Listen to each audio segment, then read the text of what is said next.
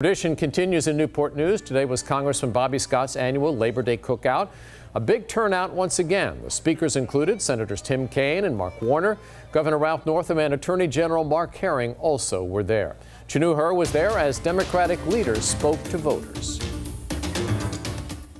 Bobby Scott's 42nd annual Labor Day Cookout brought more than 1,500 people from the community out here, as well as several elected officials. Both sides say this is a good chance for intimate face-to-face interactions. Packed in Congressman Bobby Scott's backyard, people waited for their chance to meet their Democratic leaders, including the governor, at the 42nd annual Labor Day Cookout.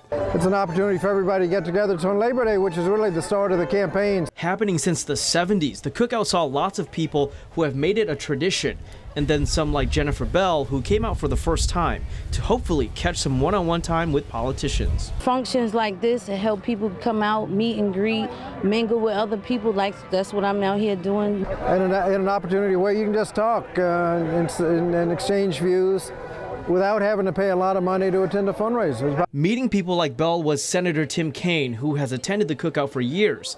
He came to support the other officials, talk about the campaign trail, and urge voters to hit the polls. The theme of the campaign, it's a Virginia that works for all. So it's about Virginia, it's about work, and this is Labor Day weekend, so it's a good time to talk about the dignity of working people and workforce skills, and then it's got to work for everybody. These are the people that supports Newport News and all over the 5 boroughs, that protects our rights and make sure that, you know, what we're doing for our kids is the best. In Newport News, Chinooher, 13 News Now.